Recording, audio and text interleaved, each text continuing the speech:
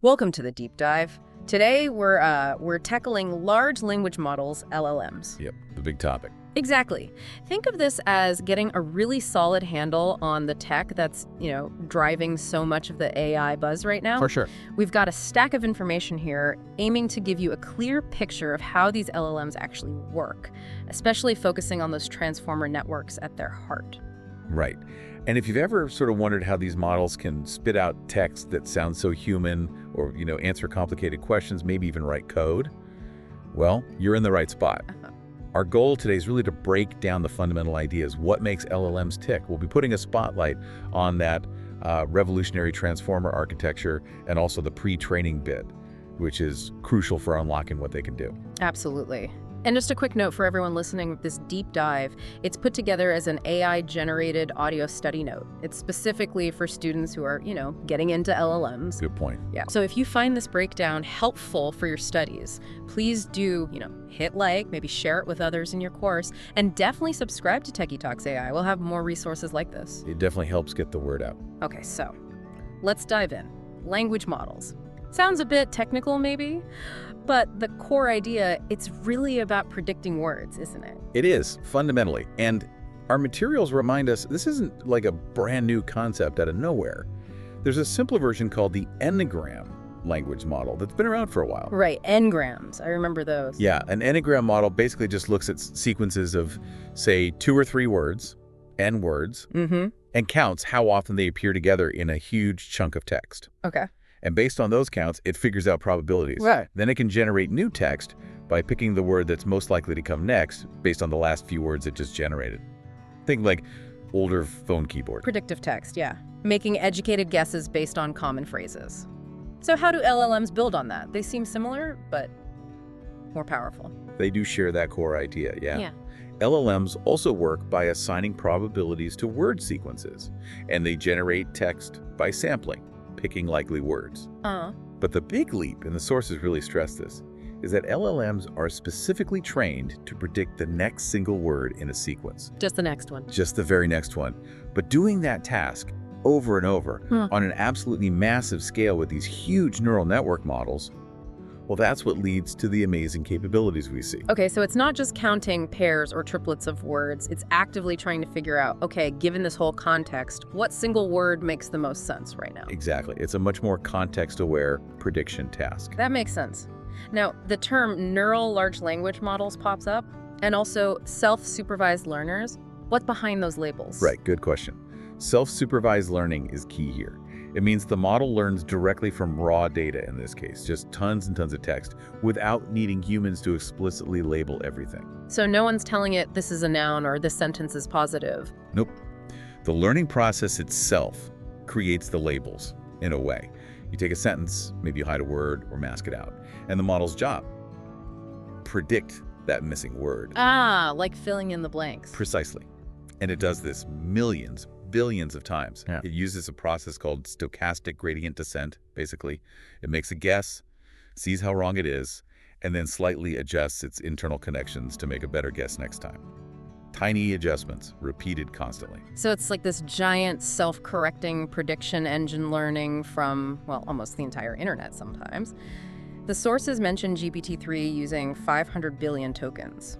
That number is hard to even grasp. It's staggering. And that scale of data is absolutely crucial. It's one of the main reasons LLMs developed such a broad understanding of language, facts, different styles, you name it. And the other part is the computing power, right? Oh, absolutely. You need immense computational resources, massive clusters of GPUs. Usually it actually train these models on that much data. It's a huge undertaking. Right, the hardware side. Okay, so let's get to the core, this transformer architecture. Described as a more advanced feed-forward network based on attention, and that paper title, Attention is All You Need. Pretty bold claim. It was bold, but honestly, it turned out to be incredibly accurate. That 2017 paper introducing the transformer really did change everything for natural language processing. It relies heavily on this mechanism called attention. Okay. Looking at the timeline helps put it in perspective. We had basic word embeddings back in the 90s, early neural language models in the 2000s, then ideas like multitask learning. But attention really popped up around 2015, and the transformer in 2017 just took that idea and ran with it. That led directly to contextual embeddings, pre-training as we know it, prompting, basically modern LLMs. So attention is the linchpin. Before we unpack how attention works, the notes mention a problem with older methods, these static embeddings, like word2vec. What was wrong there? The big limitation with static embeddings is that each word gets exactly one fixed representation, a single vector, no matter how it's used. One size fits all. Pretty much. Take the example. The chicken didn't cross the street because it was too tired. What does the static vector for it represent? The chicken, the street. It can't tell. The vector is always the same. Right, like my example earlier. Bank, riverbank, financial bank. A static embedding just averages them out or something. It doesn't know which meaning applies in this specific sentence. Exactly, that's the problem. It washes out the nuances of meaning based on context. So how do LLMs get around that? As you said, this is where contextual embeddings and attention come in. Yes, precisely. Contextual embeddings solve this directly. The core idea is simple. A word's representation should change depending on the words surrounding it. Its meaning depends on its context. Makes intuitive sense. And the mechanism that actually computes these context-dependent representations is attention. Okay, so attention is the machinery. How does it work? How does it figure out which surrounding words matter for understanding, say, the word it in that chicken sentence? Well, the intuition is that when the model processes a word, say it, the attention mechanism lets it look back at all the other words in the sentence, chicken, street, tired, etc., and decide how relevant each of those other words is to understanding the current word, it. So it's not treating all neighbors equally? No, definitely not. It learns to pay more attention, hence the name, to certain words based on how much they help clarify the meaning of the word being processed right now. Like when you're reading, your brain naturally connects it with chicken if the sentence ends with tired, or maybe with street if it ended was too busy. Exactly. Attention is the model's way of doing that connection-making computationally. In a, let's say, simplified view, you can think of it as calculating a weighted sum. Yep. For the current word, it looks at the representations of nearby words from the previous layer of the network. It calculates a similarity score between the current word and each neighbor, often using something simple like a dot product between their vectors. So more similar words get higher scores. Generally, yes. Words that are more relevant contextually tend to get higher similarity scores. These scores are then normalized, often using a technique called softmax, so they form a probability distribution. They all add up to 1. Right. These normalized scores become the attention weights. And then the contextual embedding for the current word is calculated by taking a weighted average of the neighboring words' representations using these attention weights. So words deemed more relevant contribute more to the final representation. Got it. And the notes mention query, keys, and values. Is that just adding more detail to this similarity and weighting process? It is. That's the more standard, slightly more complex formulation. Essentially, each word generates 3 different vectors. Query Q, a key K, and a value V. Q, K, V. Okay. When the model wants to compute the attention for a specific word, let's call it the target word, it uses that target word's query vector. It compares this query to the key vectors of all the other words in the sequence, including itself. Yeah. This comparison gives the similarity scores or attention weights. Ah, query compares to keys to get the weights. Exactly. And then those weights are used to compute a weighted sum of the value vectors of all the words. So the keys determine how much attention to pay, and the values represent what information to actually aggregate. Okay, that clarifies it. Query asks, keys answer how relevant. Values provide the content. That's a good way to put it. And the result of all this QKV calculation is that the output representation for each word is now enriched with information from its relevant neighbors. The same word, like bank, will end up with different vector representations depending on whether it appeared near river or money. So attention, contextual embeddings, understanding words in context, that feels like a huge step. It absolutely is. It's fundamental.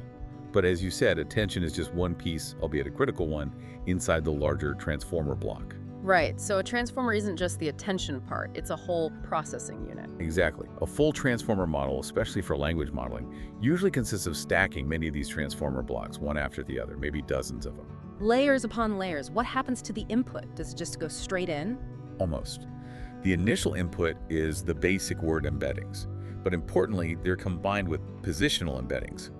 These add information about where each word sits in the sequence, first word, second word, etc., because the attention mechanism itself doesn't inherently track order. Ah, so you need to explicitly tell it the word order. That makes sense. So these combined word plus position embeddings go into the first block. Yes, they form the initial residual stream for each token.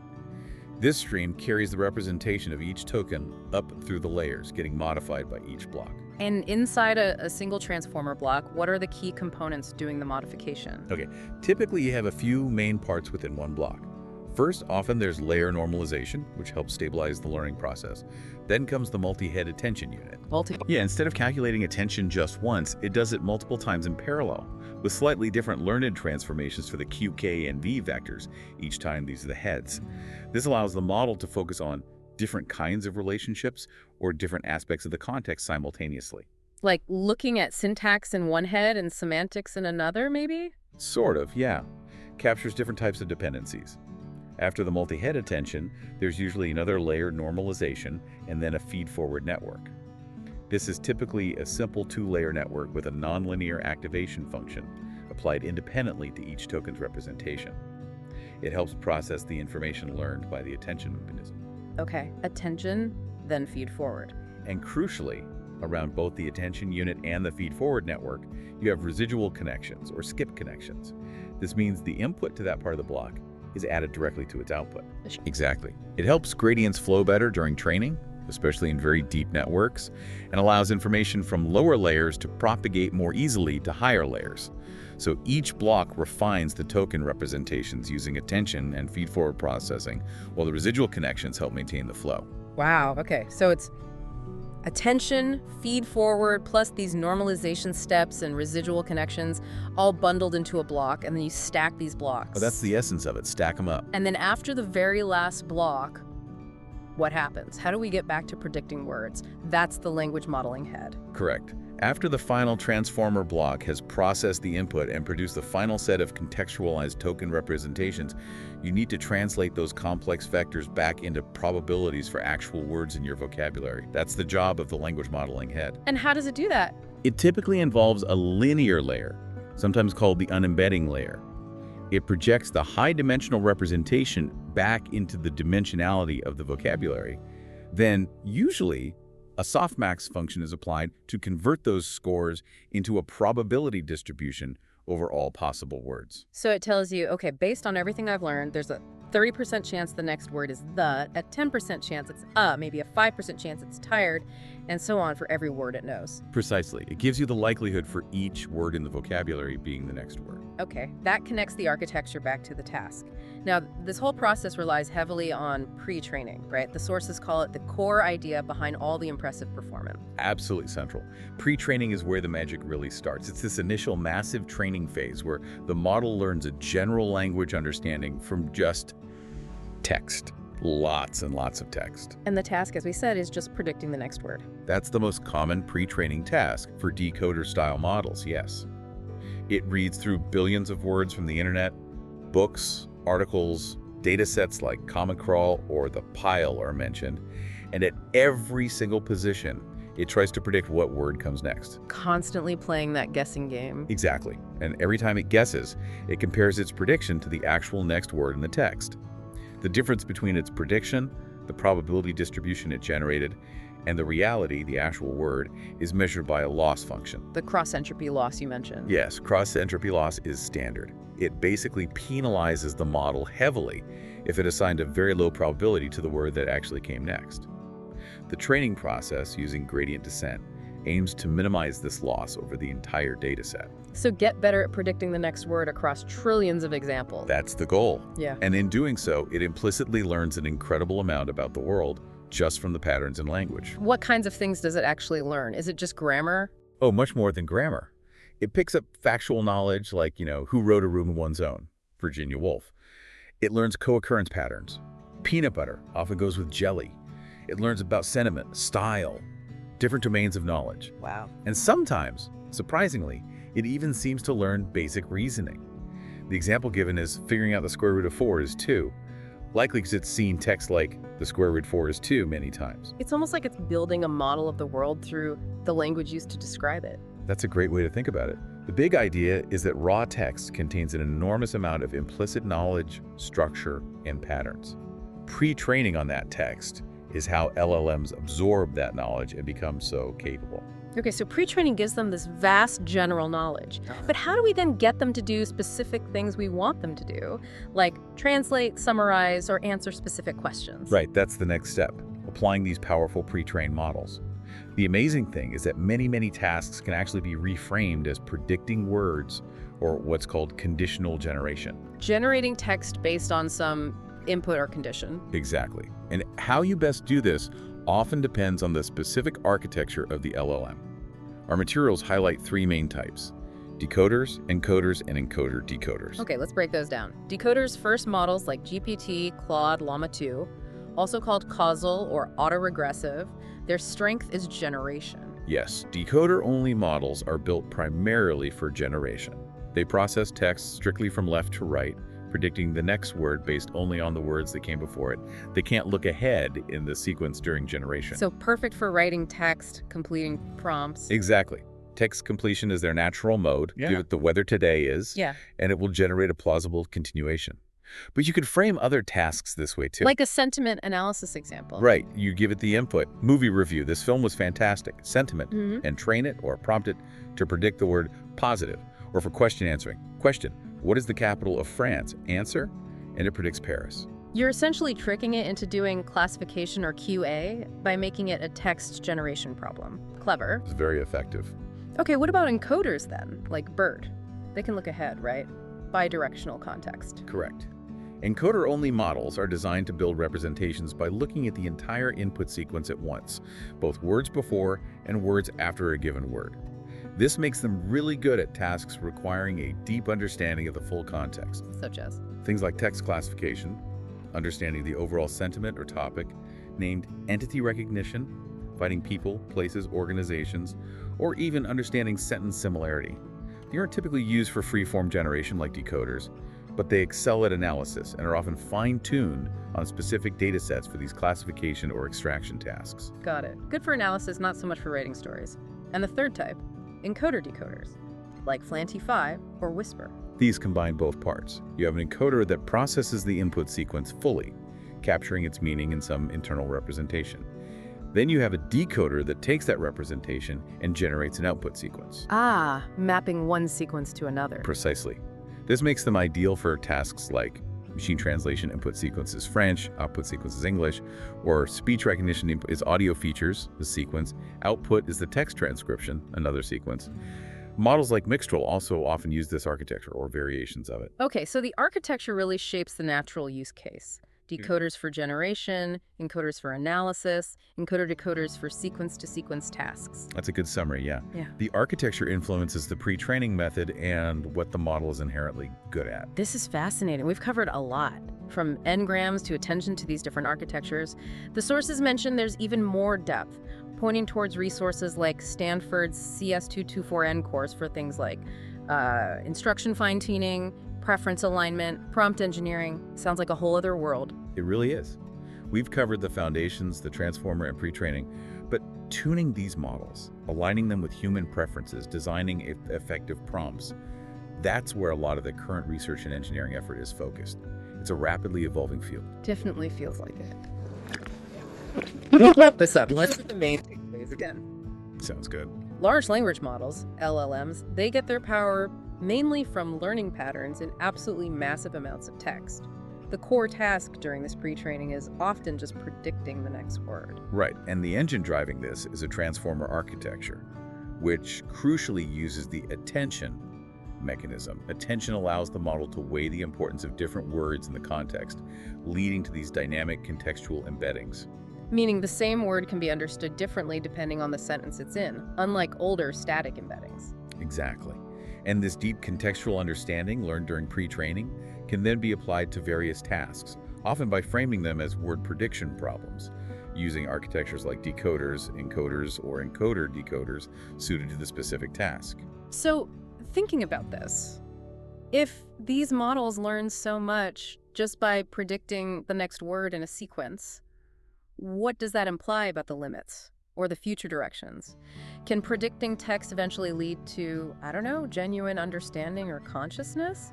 Or is it fundamentally just pattern matching on a grand scale? That's the million-dollar question, isn't it? It pushes us to think about what intelligence is and Practically, as we get better at this prediction game, what totally new ways might we find to interact with machines that understand and generate language so fluently? It's definitely something to keep thinking about. For sure, a lot to mull over. And just one final reminder for everyone listening, this was an AI-generated audio study note designed for students learning about LLMs. Hope it was useful. Yeah, if you found it helpful, please do like, share it with fellow students, and subscribe to Techie Talks AI for more study resources. Thanks for diving deep with us today.